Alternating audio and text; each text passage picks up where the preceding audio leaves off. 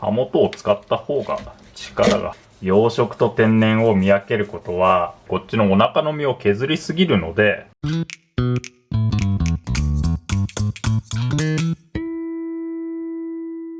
島味のさばき方ということで、これね、天然の島味なんですけれども、島味をね、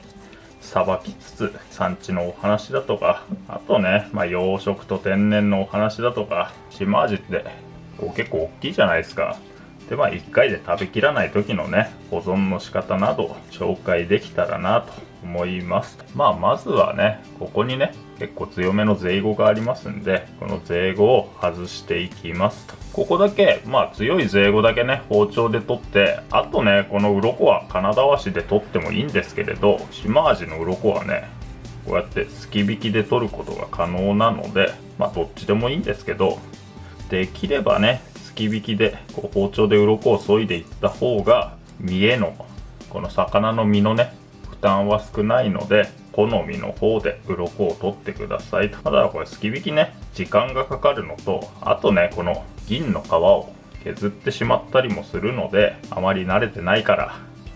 すき引きちょっと自信ないなって方は、金だわしで取ってもいいかとは思いますんで、好みの方法でね鱗を落としてくださいと。これねすき引きってね魚の表面に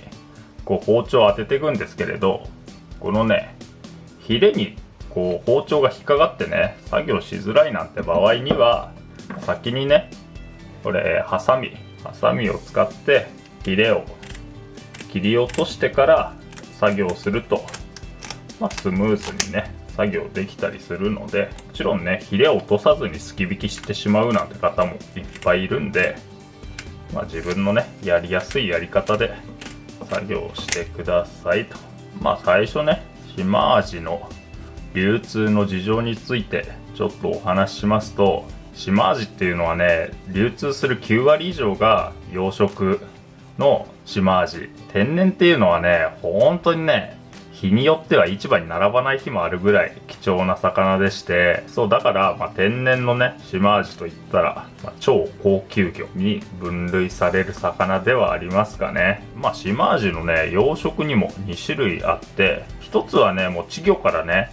もう卵の状態から、養殖したもう完全にねずっと生けすの中で育ったもの。あともう一つは畜養って言ってね、半天然とか半養殖って言うんですけど、500g とか 600g ぐらいの小さい島味を取ってきて、それを生けすで 1kg 前後まで育ててから出荷したっていう、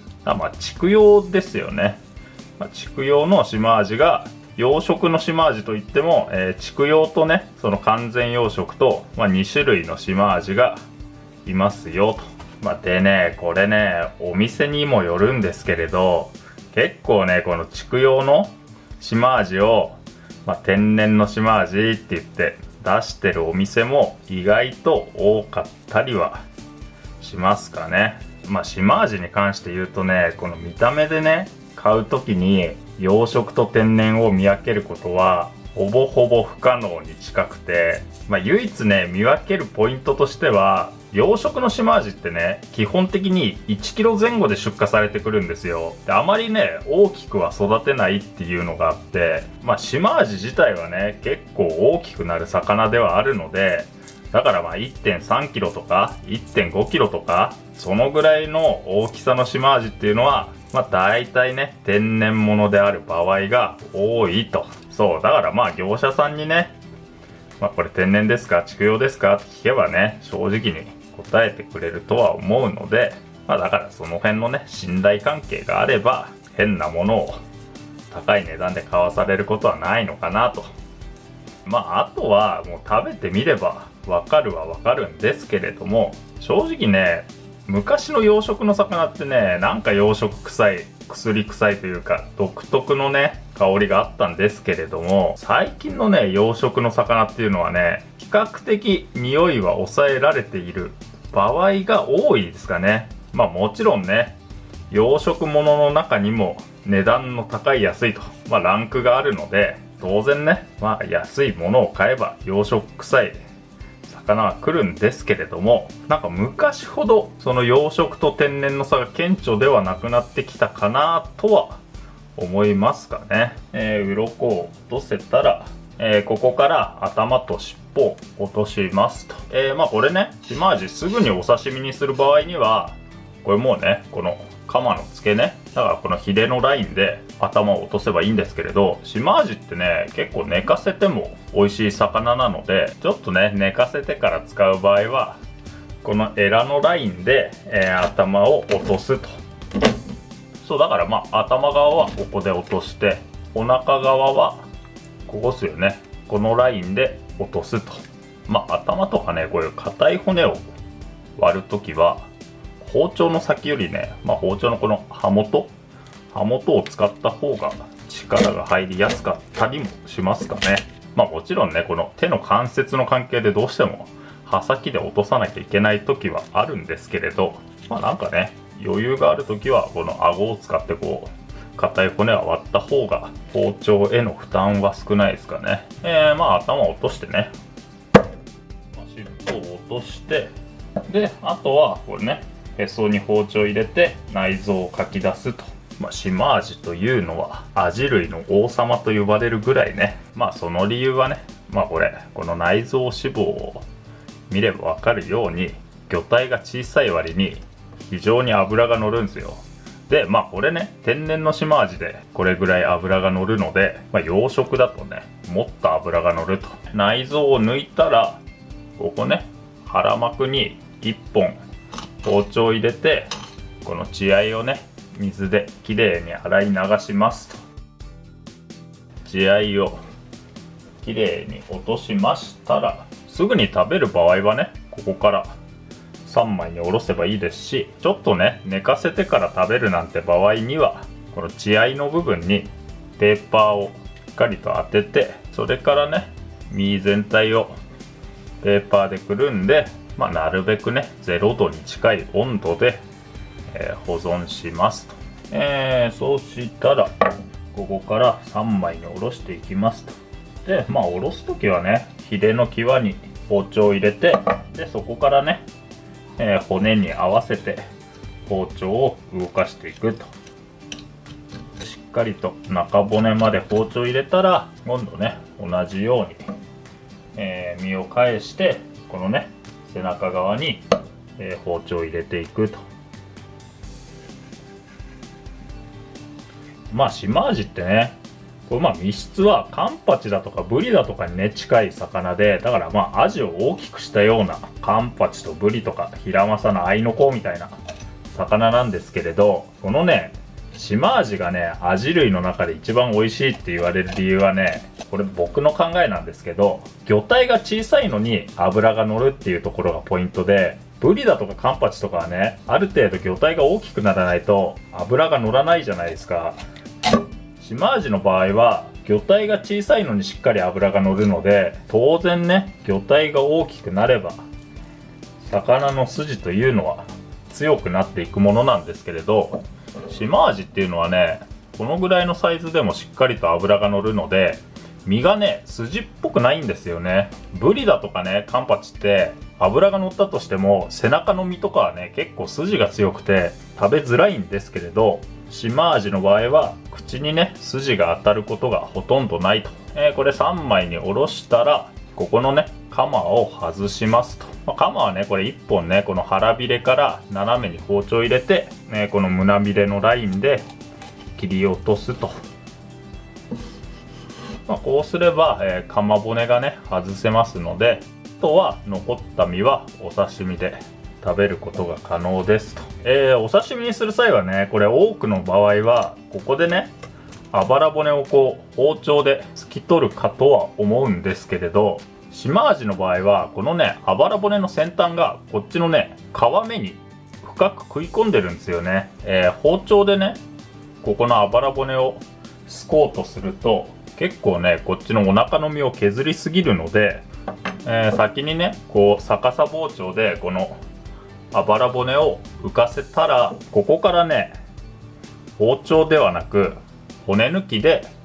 あばら骨を抜いてしまいますと。そう、こんな感じでね、この表面はね、普通にあばら骨なんですけど、このあばら骨の先端がこっちの結構皮目ギリギリまで入ってるんですよね。なので先にあばら骨を骨抜きで抜いてしまいますと。腹膜がね、もし硬くて骨が抜けないようなら、最初の何本かこう腹膜を包丁で浮かせてから、骨抜きで抜くと、比較的抜きやすいので、先にあばら骨を抜いてくださいと。こんな感じでね、結構しっかりと身の中に骨が入っているんで、その後にこのね残った腹膜を、包丁ですき取りますと。こんな感じでね、さばいた方がここのお腹の身をね余計に削りすぎないので、こういった形でさばいてくださいと。こうやってねさばくと、どうしてもねこの最初に骨を抜いたこの辺の身はボロボロになってしまうので、もう一度ね包丁できれいに断面を整えると、そうするとね仕上がりが良くなりますんで、ここのね中骨がこのラインに何本か残るので、この中骨は包丁で外してしまいます。このね血合いのラインで、シマアジの身を半分に渡しますと。身を渡したら最後この残った中骨をすき取ると、こういった形ですよね。こんな感じでね中骨と血合いを外したら皮を引いて、お刺身にして食べるだけですと。こっちのね残った身はもう一度ねこうペーパーを当てて、ラップをして冷蔵庫で保存すれば、この後も食べられますんで、もしね一度に食べきらない場合はこの骨付きの状態で保存するのがいいのかなと思いますんで、参考までにね。ここからね、魚の皮を引いていきますと。で皮引くときはねこのしっかりとまな板に包丁を押し付けるようにして、こんな感じですよね。皮を持って、包丁をスライドさせていけば薄皮が綺麗に剥けていくと思いますので。ちなみにね僕はね、こっちの向きでこう包丁を引くんですけど、人によってはねこっち向きで、こうやってね皮を引く人もいるので、これはねやりやすい方でいいのかなと。僕はね皮引きってねなんかこっちの向きじゃないとうまいこと力が入らなくて剥きづらいんで、大体ねこっちの向きで皮引いてしまいますかね。しっかりとこれ銀皮っていうんですけど、この銀皮をしっかりと身に残すということで、これねなんで銀皮を残すのかというと、この魚って銀皮の下にねこの血合いがあるんですよ。どうしてもねこう銀皮が剥げるとこの血合いの部分から酸化していくんですよね。なるべくねこの銀を多く残すように皮を引くというのが、美味しいねお刺身を作る上でポイントの一つですかね。もちろんねこれ背中側はね脂が少ないので銀皮は残りづらいんですけれど、腹なんかは比較的ね残しやすいかなと。そうだからね僕はねこっちの向きでね引くと結構この銀皮残せるかなって思うんですけれど、このねこっちの向きで引くとやっぱりどうしてもねこの辺り銀が剥げてしまうので、それぞれやりやすい方法を見つけてくださいと。お刺身を作っていきたいと。お刺身ね作るときはこれね、大葉か何かつまを添えて、あとは魚を切って盛り付けるだけですと。魚を切るときはね僕の場合はね尻尾を左に向けて、皮目を下にしてこういった形で刺身に切る場合がほとんどですかね。ポイントとしてはこうねハスに包丁入れてスライドさせて、最後、皮目を切り離す時に包丁ねこう立てて切り離すと刺身に山ができるというか角の立ったお刺身になるので、それだけね意識して、お刺身作るようにしてますかね。こう並べた時に皮目の銀がしっかり残ってると、見た目がいいのでなるべく銀皮を残すように魚の皮を引くという理由もあったりしますかね。あとはね盛り付けるだけなんですけれど、盛り付けるときはね、ちょっと折りたたんで盛るのがなんとなくね、僕は見栄えがいいのかなと思ったりしていますんで、こう重ねて、ここからね器に盛り付けると、こんな感じですよね。この養殖と天然の話でさっきね少し話しそびれたことがありまして、シマアジだとかマダイなんかもそうなんですけれど、これね天然って言って売られてるのにたまにね養殖臭い魚がいるんですよ。これはね何なのかというと、これね決してね業者さんが天然って嘘をついているわけではなくて、野生の魚は野生の魚なんですけれど、例えば釣りのね漁船が巻くコマセを食べ過ぎていたりだとか、これ養殖場って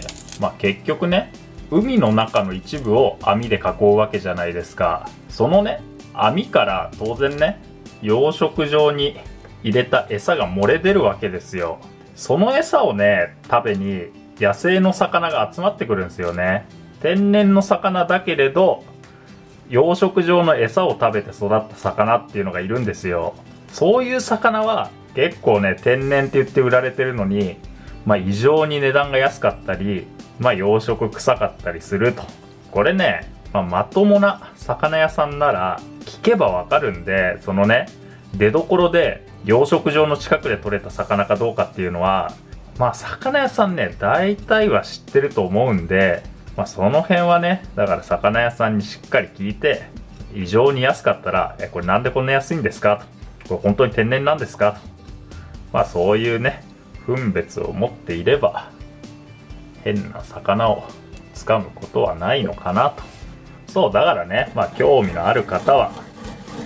産地によるね味の違いだとか、この魚なんで養殖っぽいんだろうとかね、そんなことを考えながら食べるのも面白いのかなと思ったりもしますんで、ということで今日はね